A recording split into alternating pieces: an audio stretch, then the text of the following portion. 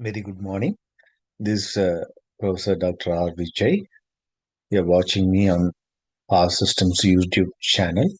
Today, we are going to discuss a topic called bilateral contract or direct access model in the restructured power systems. So, what is this bilateral contract model? Is like it is a decentralized electrical market where these buyers and sellers can directly negotiate with each other. Okay, so here we have seen the PoolCo model in the previously. Okay, so buyers and sellers won't negotiate each other. It will be negotiated based on some ISO. ISO only they will submit the bids. So ISO only decide the and negotiate and all. But here in this bilateral contract model, buyers and sellers can directly interact with each other. So it is used in several deregulated market such as United States, Australia, New Zealand market, they are all using this bilateral contract model.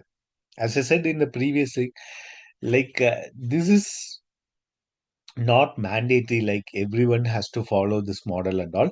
So, based on your own uh, setup, based on your environment, based on your own setup, based on your government policies, you can choose different models, restructured models, such that it will be ultimately benefited for the consumers. So, unlike this PoolCo model, there is no single central auction. Okay, so in PoolCo model, there is a single centralized auction for all the power. That is, buyers also can bid and sellers also can bid, and finally ISO will decide. So they should not ask for least cost. Also, they should not ask. So directly, there is no contact between the buyers and sellers. That means generators and consumers. So here there is a directly they can contact and negotiate with each other. So, what is this direct negotiation? Say, for example, buyers, such as retailers and the industrial consumers, and the sellers, generating companies, can directly negotiate based on the price. Okay, based on the tariff that they can discuss price, quantity, and which, say, for example, buyers can ask for this is our load, so you can generate the power, this much power you can generate and give to us, like that. And duration, say for example, in 24 hours a day, so these are the peak demand hours, so you need to produce this particular megawatt for this particular duration, then you have to give like that. Buyers and sellers can easily name. Next is delivery time. So we want in the tomorrow, say for example, the day again market and all, tomorrow what is the load, based on that they will tell like this particular time we need the power from you, like that. Directly they can contact. So these agreements form a binding contract between the two parties. So they will make a contract. Okay, they will make a contract based on this particular things. They will make a contract, and the sellers also have to give as per the contract. Next is all about the this bilateral structure of this bilateral contracts model. So if you see here, sellers, that means generating companies, okay, so they can directly contact this buyers, that is retailers or industrial consumers. So directly they can negotiate, say for example, whatever the cost that buyers want. No, see, buyers, say for example, if they are telling like 4 unit is the per unit cost, but sellers, for the production cost is like a 4 rupees 50 paise. So they can directly negotiate, because we can't give for that amount, because we'll be in the loss.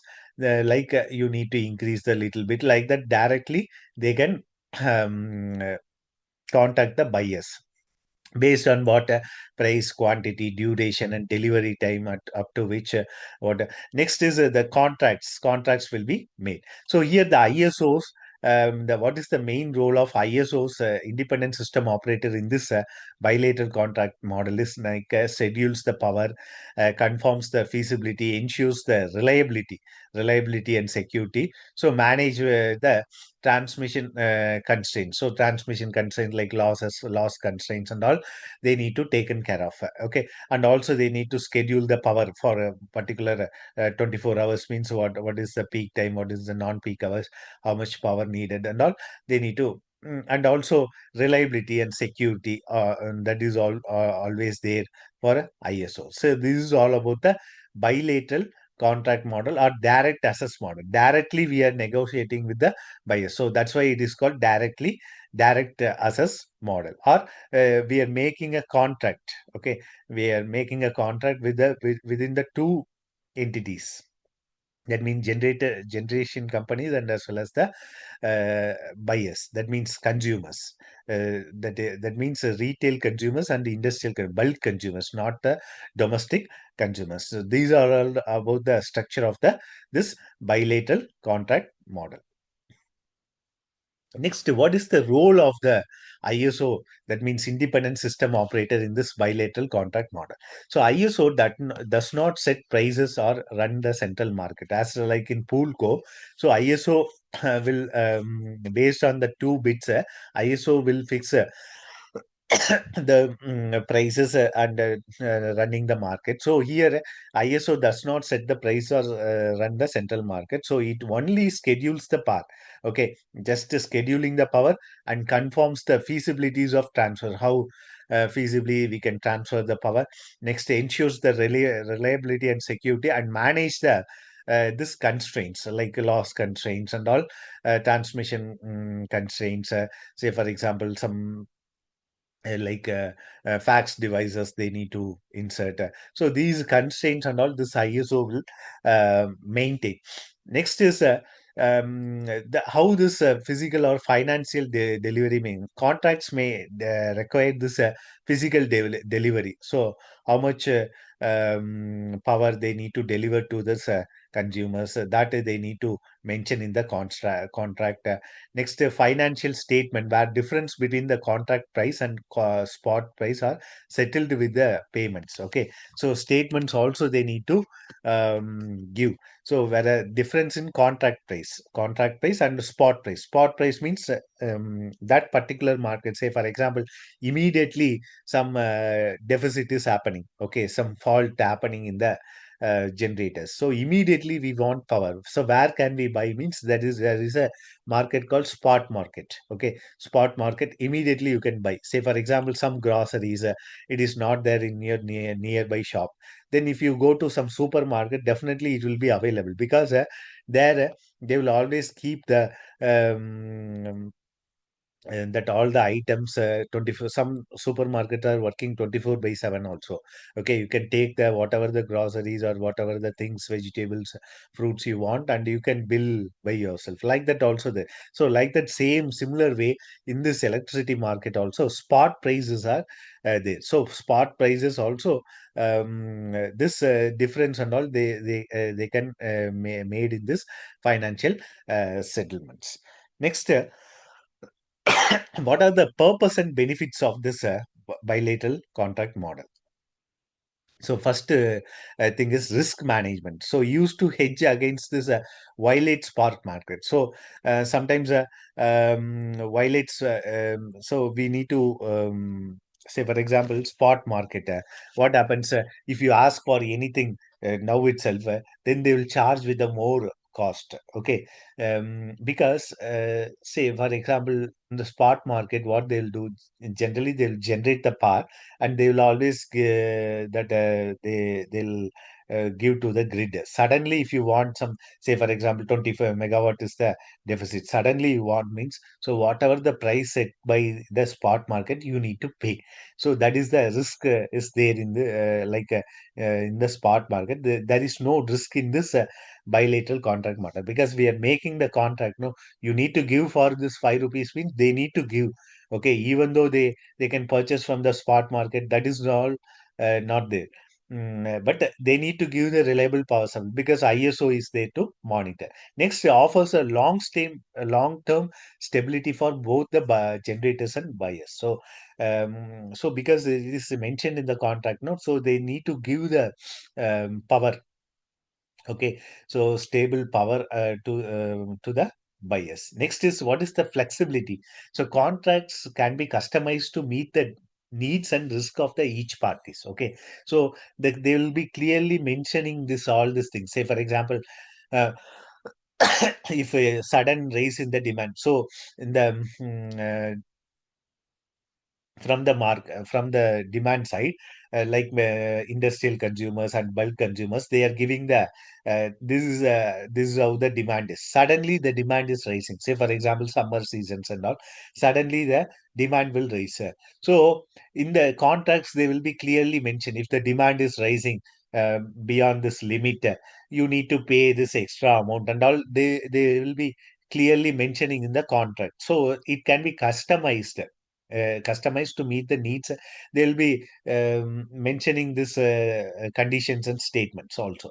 So next is market power reduction. So for example, suddenly um, the demand is decreasing. So long-term contracts also to made to prevent the predominant dominant generators from manipulating into the spot market. So suddenly, if the demand is dropping, means what happens means this generator also they can shut off because because as per the contract they need to do, but even though the demand is dropping, so they can shut off the generators also, so easily, so they can give that power to the spot market, they can sell that power to the spot market. So that thing is there in this bilateral contract model. Next, what are the importance of this aggregation? So small consumers can't negotiate efficiently on their own.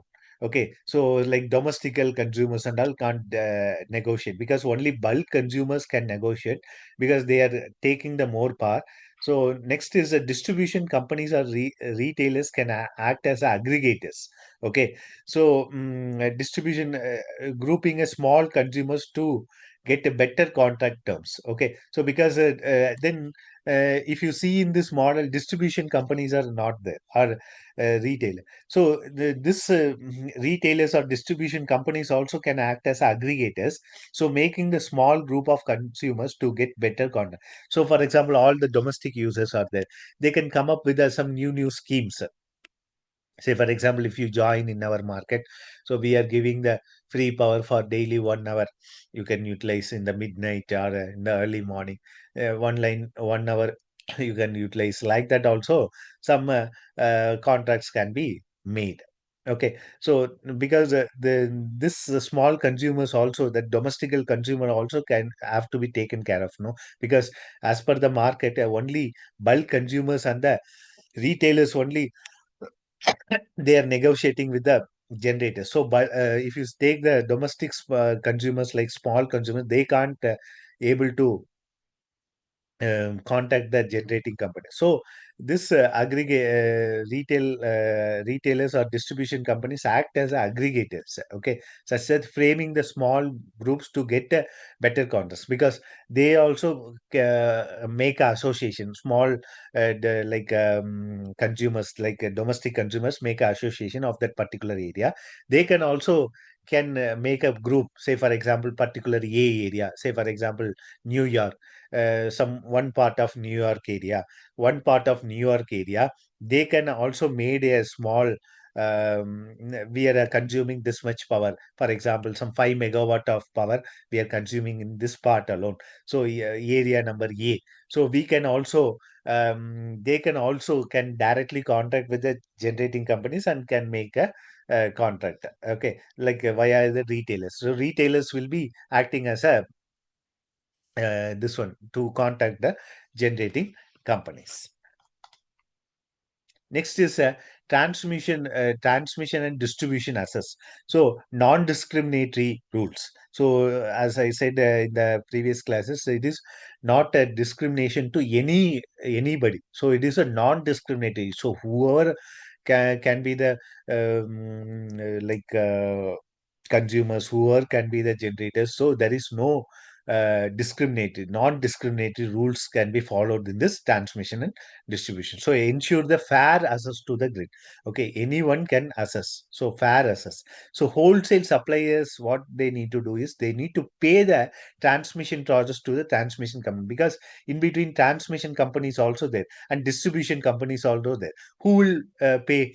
This wholesale suppliers, who are taking the power, they need to pay for the transmission charges, because just like that you are contacting if you see the model, just like that you're contacting the buyers. Okay, but transmission companies you see in this model is not there, so you need to pay. That means this is buyers has to pay. Okay, retailers has to pay to the transmission companies, because they only will transmit and give the power to the end users, no. So that is missing in this model, so you need to pay for this transmission and distribution companies. That is very important. Next is a real time operation. So if you take like generators, inform this ISOs. Okay, so that is inform this independent system operation, or how they will run each hour based on their contracts. Okay, so sometimes in the peak hours they will have some contracts.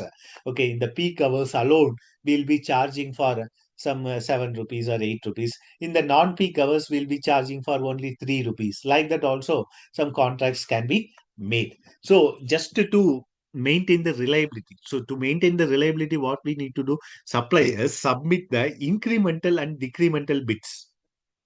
Okay, so in the peak hours, what might be the bits, what might be the charges, that is bidding, and the non-peak hours, what might be the charges that bits also they need to submit. Based on that, they will give the reliable supply. Okay, from the generating company. So ISOs manage the congestion and ensures the adequate resources also. So congestion management also we need to take care of. So any fault is happening. So how could you deliver the power in the on time, and also some resources. Say, for example, suddenly the demand is rising, so that resource also adequate resources also this generation companies. So ISO will monitor all these things. Okay, to get the secure supply and reliable supply to the consumers. So what are the advantages and limitations of this model?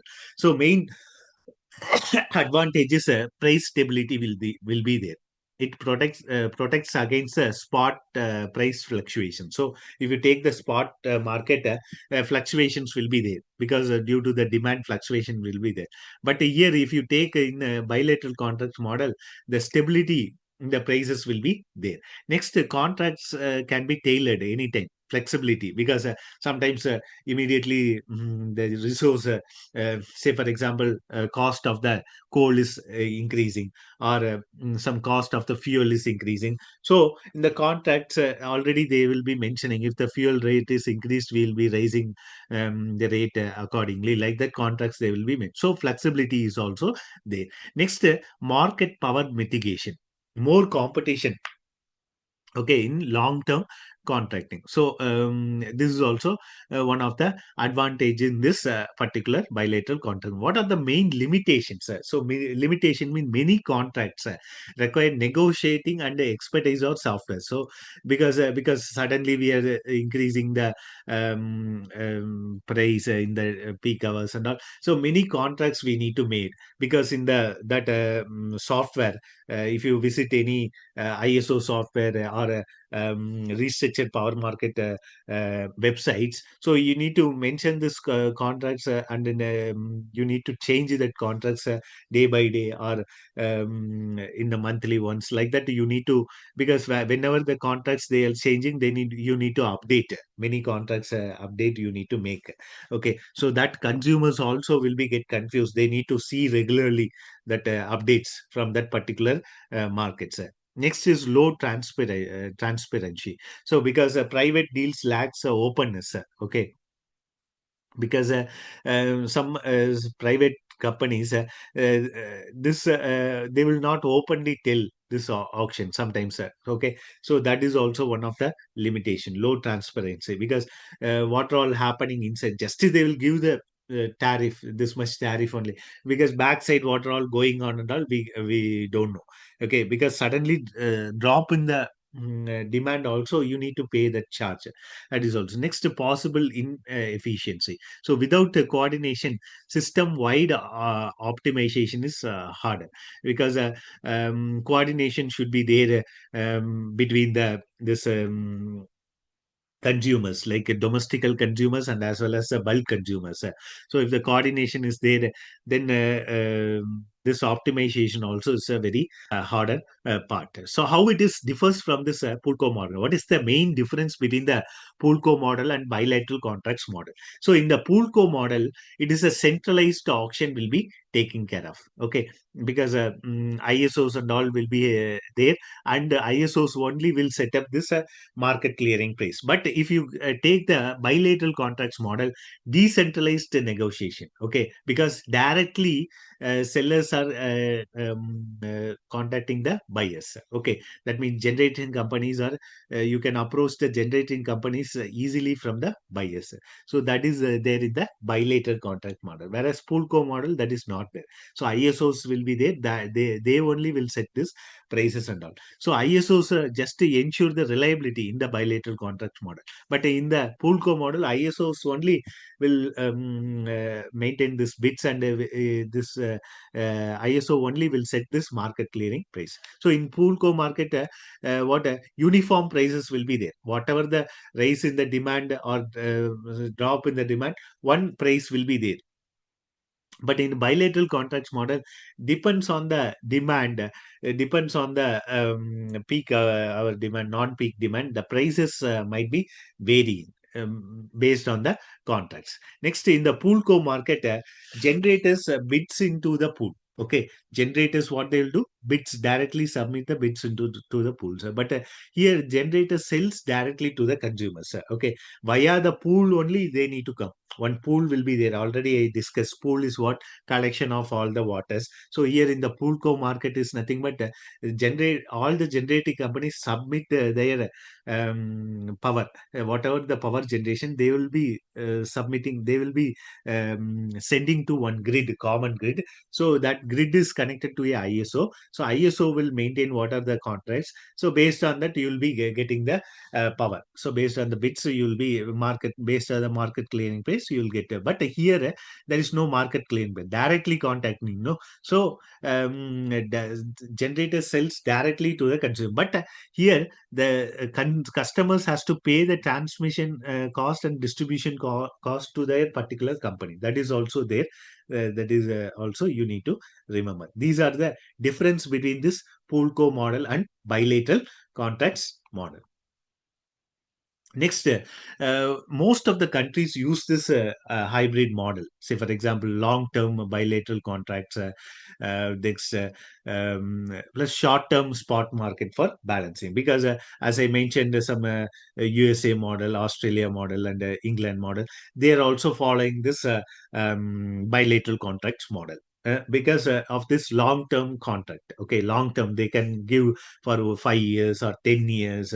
Like that, because it depends on the particular area, that and also short term contract also will be there. So suddenly if the demand increases, they can get the power from the spot market for balancing this load demand, or if the load is dropping, they can give that power, excess power, to the spot market. So that contracts also available in this particular contracts, bilateral contracts model or direct access model.